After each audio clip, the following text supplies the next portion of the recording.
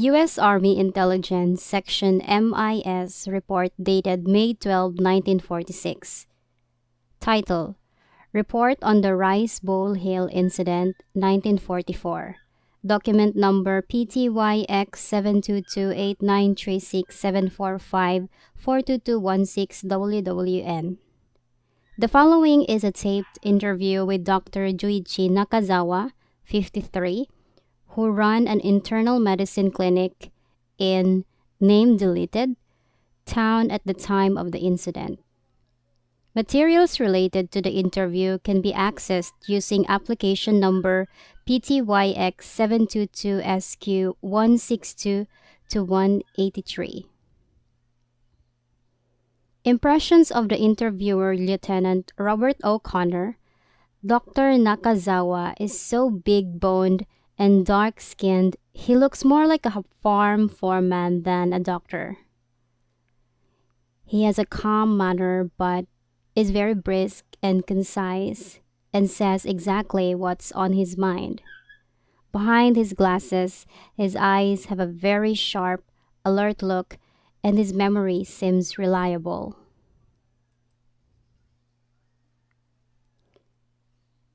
That's correct. At 11 a.m. on November 7, 1944, I received a phone call from the assistant principal at the local elementary school. I used to be the school doctor, or something close to it, so that's why they contacted me first. The assistant principal was terribly upset. He told me that an entire class had lost consciousness while on an outing in the hills to pick mushrooms.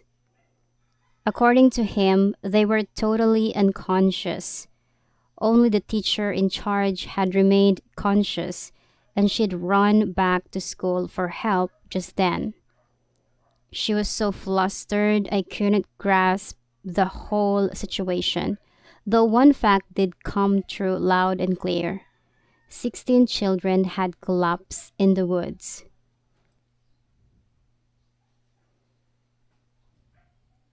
The kids were out picking mushrooms, so of course my first thought was that they'd eaten some poisonous ones and been paralyzed. If that were the case, it'd be difficult to treat. Different varieties of mushrooms have different toxicity levels, and the treatments vary. The most we could do at the moment would be to pump out their stomachs. In the case of highly toxic varieties, though, the poison might enter the bloodstream quickly and we might be too late. Around here, several people a year die from poison mushrooms.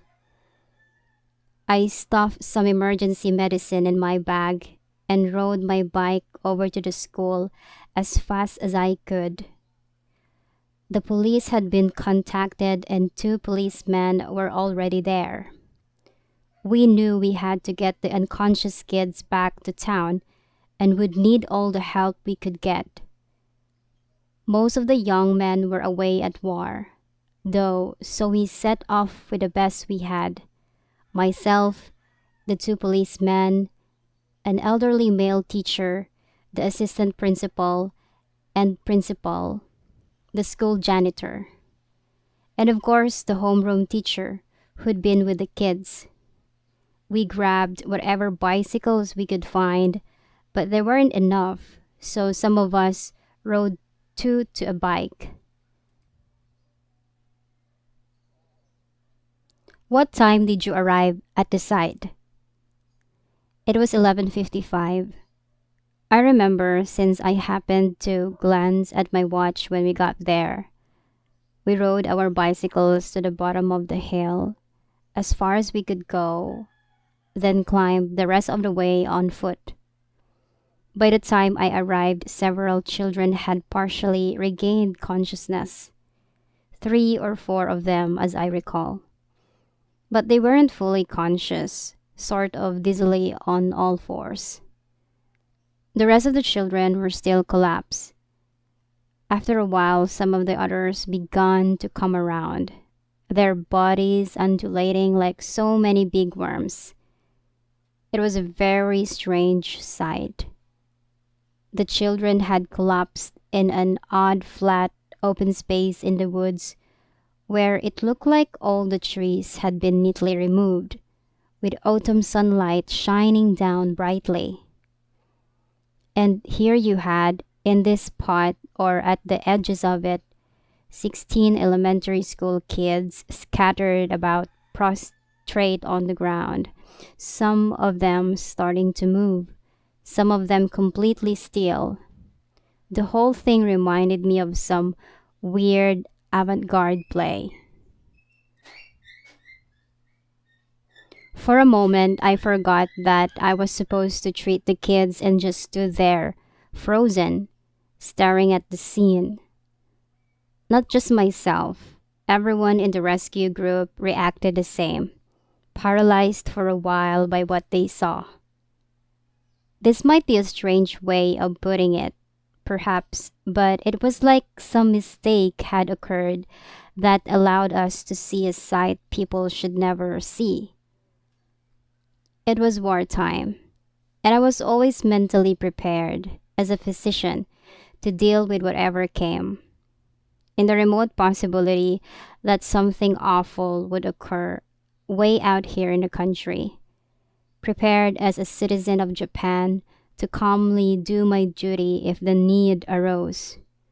But when I saw this scene in the woods, I literally froze.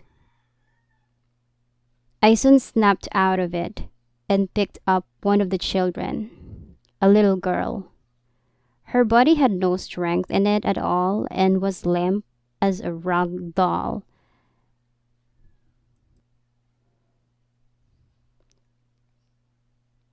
Her breathing was steady, but she was still unconscious. Her eyes, though, were open, tracking something back and forth. I pulled a small flashlight out of my bag and shined it on her pupils, completely unreactive. Her eyes were functioning, watching something, yet showed no response to light. I picked up several other children and examined them, and they were all exactly the same, unresponsive. I found this quite odd. I next checked their pulse and temperature. Their pulses were between 50 and 55, and all of them had temperatures just below 97 degrees, somewhere around 96 degrees or thereabouts, as I recall. That's correct. For children of that age, this pulse rate is well below normal. The body temperature over 1 degree below average. I smelled their breath, but there was nothing out of the ordinary. Likewise with their throats and tongues. I immediately ascertained these weren't the symptoms of food poisoning. Nobody had vomited or suffered diarrhea, and none of them seemed to be in any pain. If the children had eaten something bad, you could expect, with this much time having elapsed, the onset of at least one of these symptoms. I heaved a sigh of relief that it wasn't food poisoning. But then I was stumped since I hadn't a clue what was wrong with them. The symptoms were similar to sunstroke. Kids often collapse from this in the summer. It's like it's contagious. Once one of them collapses, their friends all do the same, one after the other. But this was November in a cool woods, no less. One or two getting sunstroke is one thing, but 16 children simultaneously coming down with it was out of the question. My next thought was some kind of poison gas or nerve gas, either naturally occurring or man-made. But how in the world could gas appear in the middle of the woods in such a remote part of the country? I couldn't account for it. Poison gas, though, would logically explain what I saw that day. Everyone breathed it in, went unconscious, and collapsed on the spot. The homeroom teacher didn't collapse because the concentration of gas wasn't strong enough to affect an adult. But when it came to treating the children, I was totally lost. I'm just a simple country doctor and have no special expertise in poison gases, so I was out of my league. We were out in this remote town and I couldn't very well ring up a specialist. Very gradually, in fact, some of the children were getting better, and I figured that perhaps with time, they would all regain consciousness. I know it's an overly optimistic view, but at the time I couldn't think of anything else to do. So I suggested that we just let them lie there quietly for a while and see what developed. Was there anything unusual in the air? I was concerned about that myself, so I took several deep breaths to see if I could detect any unusual odor. But it was just the ordinary smell of the woods in the hills. It was a bracing scent, the fragrance of trees. Nothing unusual about the plants and flowers around there either. Nothing had changed shape or been discolored. One by one, I examined the mushrooms the children had been picking. There weren't all that many, which led me to conclude that they'd collapse not long after they began picking them. All of them were typical edible mushrooms.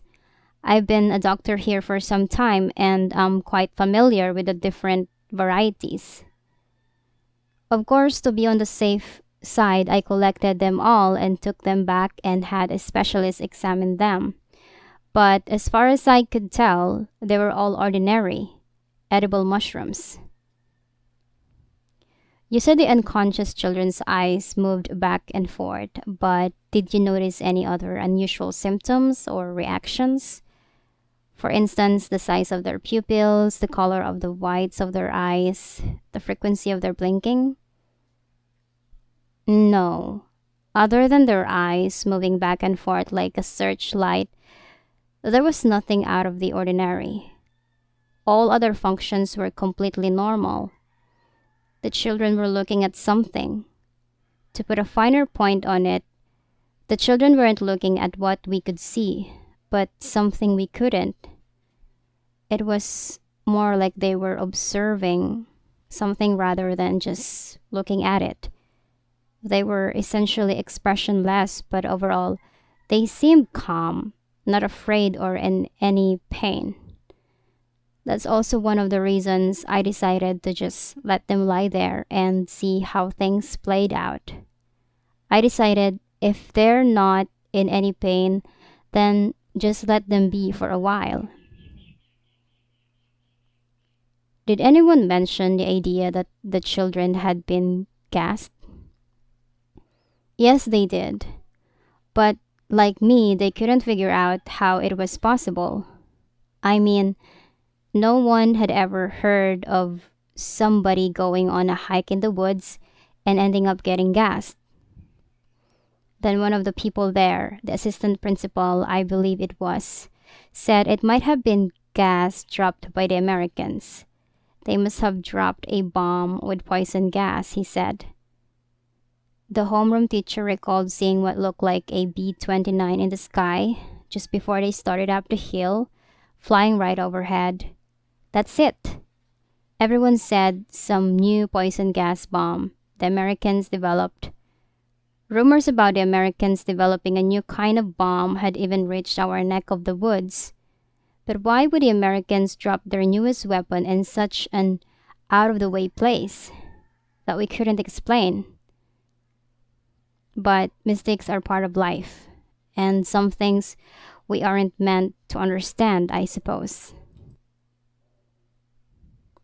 After this, then, the children gradually recovered on their own. They did. I can't tell you how relieved I was. At first, they started squirming around. Then they sat up unsteadily, gradually regaining consciousness. No one complained of any pain during this process. It was all very quiet, like they were waking up from a deep sleep. And as they regained consciousness, their eye movements became normal again. They showed normal reactions to light, when I shined a flashlight in their eyes. It took some time, though, for them to be able to speak again, just like you are when you first wake up. We asked each of the children what had happened, but they looked dumbfounded, like we were asking about something they didn't remember taking place. Going up the hill, starting to gather mushrooms, that much they recalled. Everything after that was a total blank. They had no sense of any time passing between then and now. They start gathering mushrooms, and the curtain falls, and here they are lying on the ground, surrounded by all these adults. The children couldn't figure out why we were all upset, staring at them with these worried looks on our faces. They seemed more afraid of us than anything else. Sadly, there was one child, a boy, who didn't regain consciousness. One of the children evacuated from Tokyo. Satoru Nakata, I believe his name was. A small, pale little boy. He was the only one who remained unconscious. He just lay there on the ground, his eyes moving back and forth. We had to carry him back down the hill. The other children walked back like nothing had happened. Other than this boy, Nakata, none of the other children showed any symptoms later on. As far as any outward signs, at least, no, they displayed no unusual symptoms. No one complained of pain or discomfort. As soon as we got back to the school, I brought the children into the nurse's room one by one and examined them, took their temperature, listened to their heart with a stethoscope, checked their vision. Whatever I was able to do at the time, I did. I had them solve some simple arithmetic problems, stand on one foot with their eyes closed, things like that. Physically, they were fine. They didn't seem tired and had healthy appetites. They'd missed lunch, so they all said they were hungry. We gave them rice balls to eat, and they gobbled them up. A few days later, I stopped by the school to observe how the children were doing. I called a few of them into the nurse's room and questioned them. Again, though, everything seemed fine. No traces remained, physically or emotionally, from their strange experience. They couldn't even remember that it had happened.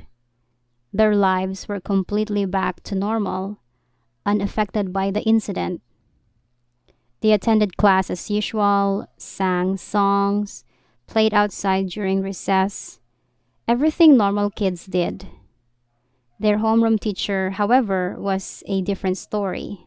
She still seemed in shock.